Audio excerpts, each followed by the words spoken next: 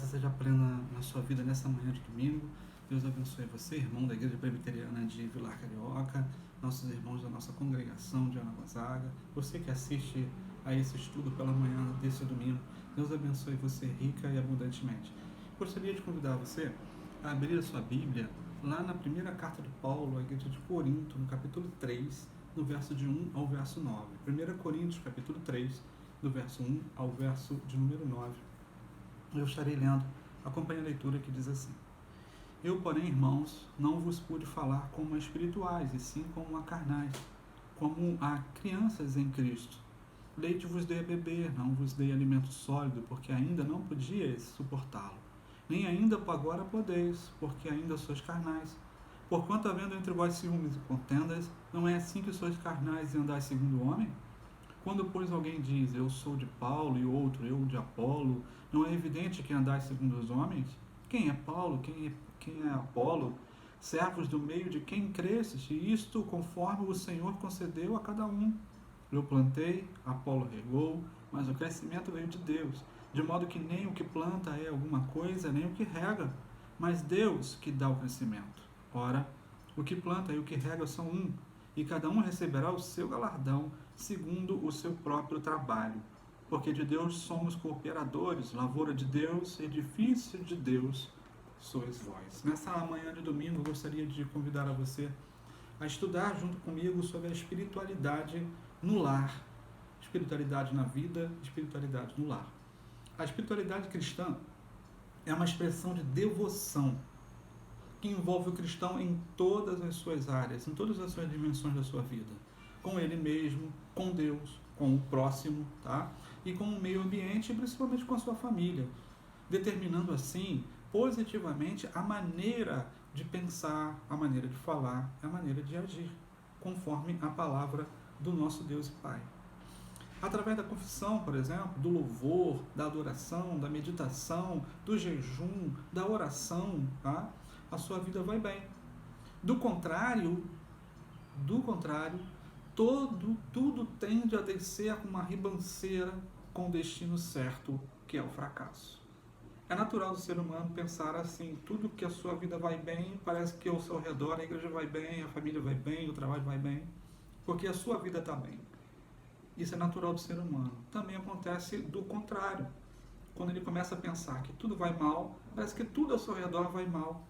A igreja vai mal, a família vai mal, o seu trabalho vai mal, e ele começa a ver defeito em tudo.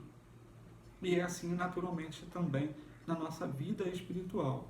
E a palavra de Deus serve sempre como um alerta para ficarmos atentos a não cairmos nessas ciladas e armadilhas do nosso inimigo, o inimigo da minha vida, o inimigo da sua vida. Eu gostaria que você pensasse junto comigo que essa diminuição da nossa espiritualidade faz com que abra brechas e que você comece a pensar e a falar e a agir não de conformidade com o que a palavra de Deus orienta para nossas vidas, tá? Pense junto comigo que o apóstolo Paulo ele exorta a igreja de Corinto, mostrando que as dimensões demonstravam uma diminuição da espiritualidade. Ele é até severo na sua exortação. Ele ameniza por uma carinhosa demonstração, mas ele está chamando a atenção para que as pessoas mudem o seu comportamento, mudem a sua vida e cresçam espiritualmente. Atualmente, amados, percebe-se que muitos crentes estão diminuindo a expressão da autêntica espiritualidade. Percebe-se ainda fugindo das orientações bíblicas para mudar a sua vida e mudar a sua trajetória. Pense comigo que essa diminuição da espiritualidade ela é demonstrada, de acordo com o que Paulo escreve à igreja de Corinto, através de atitudes mesquinhas e atitudes pequenas, como ciúmes e contendas. Na sua Bíblia, que é igual à minha, no 1 Coríntios 3, apenas o verso 3, ele está dizendo que estava ali presente na igreja de Corinto ciúmes e contendas. Em Corinto, a diminuição da espiritualidade era notória. Haviam ciúmes, haviam brigas entre os membros da igreja, apesar de ser algo extremamente vergonhoso e constrangedor. Essas atitudes ainda se repetem em muitas igrejas hoje. A inveja e o ciúme, elas continuam a provocar contendas e divisões, dificultando o relacionamento entre os crentes e afetando o bem-estar pessoal da igreja e principalmente da sua família. Porque se você vê algum defeito na igreja, você começa a comentar dentro de casa e começa a levar aquilo como verdade. Às vezes não é bem assim. Tudo na nossa vida precisa de uma correção, em tudo, em todas as áreas da nossa vida. E hoje nós estamos falando da área espiritual, de acordo com o que Paulo escreve à igreja de Corinto. Ele também relata que havia ali disputas partidárias. Nós lemos aqui, uns diziam que era de Paulo, outros diziam que era de Apolo, esquecendo da parte de Deus ou de Cristo. Aqui eles estavam esfacelando a unidade cristã. Nós falamos até em alguns dias atrás sobre essa unidade, né? Ela estava sendo prejudicada em função das preferências de cada grupo. Uns se diziam de Paulo, outros de Apolo. Eles deixaram de compreender que Paulo e Apolo eram apenas instrumentos nas mãos do Senhor, como eu e como você. Nós somos instrumentos nas mãos de Deus. E só funciona bem o instrumento quando existem duas pessoas. O instrumento e alguém para tocar. Eu sou o instrumento e quem toca é Deus. Então, logo, se eu estou falando alguma coisa de alguém, ou com uma disputa, fulano faz melhor, Beltrano faz melhor, eu estou levando essa espiritualidade à ruína, à diminuição. O que a palavra de Deus está falando para nós, para nosso crescimento espiritual hoje, é construirmos uma fé madura. Paulo ele identifica que a igreja de Corinto estava passando uma imaturidade espiritual. E ele fala isso claramente ao relatar aqui. A atitude de endeusamento ou de subestimação, né, desse ou daquele pastor ou líder revela a imaturidade ou carnalidade. Ou até mesmo achar que eu sou melhor do que o próximo, do que um irmão, uma irmã da igreja. Isso revela uma severa imaturidade espiritual. Na verdade, ninguém é coisa alguma. A palavra de Deus está dizendo isso aqui. Paulo ele exorta de forma forte. Olha o verso de número 7 da sua Bíblia, que é igual a mim. Ele diz assim: de modo que nem o que planta é alguma coisa, nem o que rega, mas Deus que dá o crescimento. Estava presente também na igreja de Corinto julgamentos indevidos. Capítulo 4, verso número 4. Está com essa Bíblia aberta? Olha o que diz lá no 4, verso 4, que diz assim: porque de nada me argui a consciência, contudo, nem por isso me dou por justificado, pois quem me julga é o Senhor. Ou seja, se ele fala isso, ele está dizendo que alguém estava julgando ele. O tratamento que eles estavam dispensando aos líderes também demonstrava diminuição da espiritualidade. Na igreja de Cristo, os líderes precisam de constante oração dos membros da igreja, para que eles, que são as ciladas, as setas do inimigo, possam lutar contra isso e vencê-las. Porque a própria palavra de Deus diz que é só bater no pastor, que é o líder, ou num líder de grupo, ou no presbítero, ou no alguma coisa parecida com a liderança da igreja, que logo o rebanho fica disperso. É bíblico. É fácil. Bate no líder, que as ovelhas ficam dispersas. Elas começam a querer pensar coisas que não é para pensar, fazer coisas que não é para fazer e agir coisas que não é para agir. A palavra do Senhor, Paulo, no capítulo 4, no verso de número 5, ele fala assim: portanto, não julgueis antes do tempo, até que venha o Senhor. É na volta de Cristo Jesus que ele está dizendo aqui. É interessante isso. Ele diz assim também: o qual não somente trará a plena luz as coisas ocultas das trevas, mas também manifestará os desígnios dos corações. E então cada um receberá o seu louvor da parte de Deus. Palavra interessante que ele coloca aqui: desígnios do coração. Essa atitude tão comum nas igrejas, quando algumas pessoas assumem as prerrogativas de emitir juízos, muitas vezes, amados, precipitados e infundados, é condenada na palavra de Deus e deve ser repudiada. Mateus capítulo 7, de 1, 2 e 3, eu vou ler só esse texto rapidamente, que diz assim: não julgueis para que não sejam julgados. Olha que interessante. Pois com o critério com que julgardes, sereis julgados, e com a medida com que tiverdes medido, vos medirão também. Porque vês tu o argueiro no olho de teu irmão, porém não reparas na trave que está no teu próprio? A palavra de Deus é bem clara. Paulo também identifica na igreja de Corinto a diminuição da espiritualidade que estava afetando a igreja, afetando as famílias ali daquela comunidade, a autossuficiência. No entanto, os coríntios não sentiam falta de nada. Eles eram abastados, vamos dizer assim. Longe de pedirem ou progredirem na fé cristã, estavam se aproximando da ideia estoica da autossuficiência. Paulo, ele ironiza isso no capítulo 4, verso número 8, que eu vou ler para você. Já estáis fartos, já estáis ricos, chegastes a reinar sem nós. Sim, tomara reinasseis, para que também nós viéssemos a reinar convosco. Ou seja, eles estavam autossuficientes. Eles achavam que não precisavam mais de nada. Vou ousar dizer para você. Eles estavam pensando até que não precisavam mais de Deus. Essa autossuficiência prejudica e diminui a espiritualidade, porque você passa a pensar e a agir e a falar coisas que não é para fazer, e a pensar coisas que não é para pensar, e a fazer coisas que não é para fazer. Estou sendo redundante para chamar a sua atenção sobre isso. Em seguida, ele contrasta a situação imaginária da igreja com a real situação dos apóstolos, que é do verso 9 até o verso 13. A igreja de Corinto, nesse momento, nesse instante da história, estava completamente desvirtuada da palavra de Deus sobre unidade ou sobre espiritualidade, tanto na família como na igreja. Porque se eles estavam assim na igreja, a família já estava desfacelada há muito tempo. Muito tempo.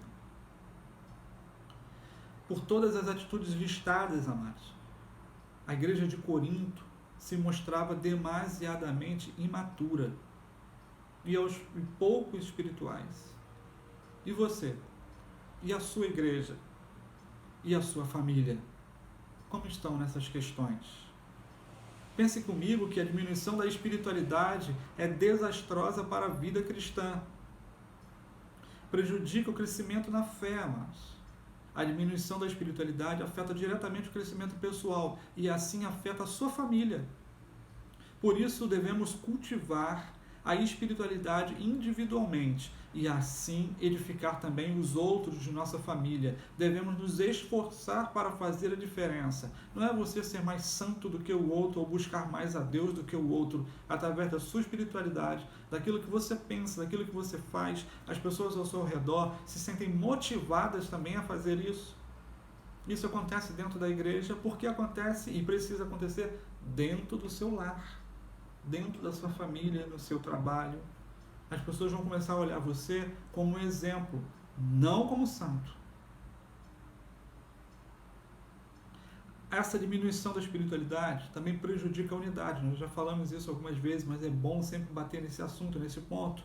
Já no primeiro capítulo da carta de Paulo à igreja de Corinto, Paulo ele faz uma exortação à unidade, tocando nas questões que fazem parte do texto básico do nosso estudo. Capítulo 1, verso 10, 11, 12 e 13. Você que está com a sua Bíblia aberta, você pode ler.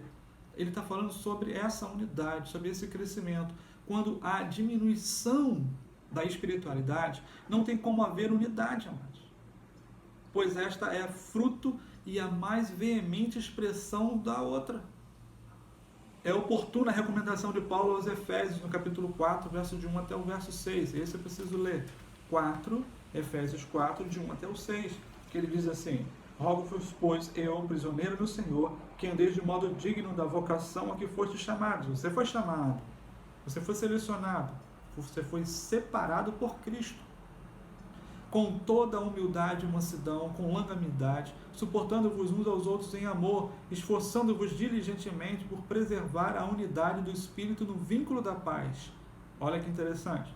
Há somente um só corpo e um Espírito, como também fostes chamados numa só esperança da vossa vocação. Há um só Senhor, uma só fé, um só batismo, um só Deus e Pai de todos, o qual é sobre todos, age por meio de todos e está em todos. Isso significa que está em você, está em mim. Ele quer que você cresça espiritualmente e deixe de ser, vamos dizer assim, imaturo ou criança de leite. Passe a entender as coisas que estão acontecendo ao seu redor. você coloca ela de volta no plumo e tome a sua trajetória, que é a vontade de Deus. Gostaria que você pensasse comigo também que prejudica o testemunho toda vez que você pensa de forma discordante com a palavra de Deus, tá? A diminuição da espiritualidade precisa ser confrontada. Esse é um dos propósitos de Paulo ao escrever essa carta, amados. Mas como é que o objetivo e a diminuição da espiritualidade deve ser confrontada ou combatida? Com autoridade, mas com amor. Paulo fala isso lá na primeira carta dele a Corinto, no capítulo 3, verso 1 e o verso 2, que diz assim: eu, porém, irmãos, não vos pude falar como a espirituais, e sim como a carnais, como a crianças em Cristo. Leite vos dei a beber, não vos dei alimento sólido, porque ainda não podíeis suportá-lo, nem ainda agora podeis, porque ainda sois carnais. É devagar, é um crescimento progressivo. Ao constatar que eles permaneciam crianças em Cristo, Paulo se sente no dever de agir como pai. E essa ação paternal se dá com autoridade e com amor. Pastores e presbíteros, amados, devem se sentir desafiados a agir dessa forma também. Agir com autoridade é ter condições de se colocar como modelo para os crentes.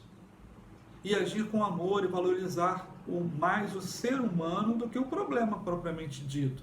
Valorizar mais as pessoas do que as coisas.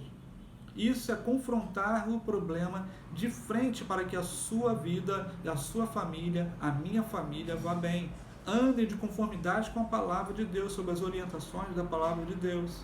E a vocês cristãos, falei dos líderes, e a vocês cristãos, de serem submissos às autoridades da igreja, como prescreve a palavra de Deus.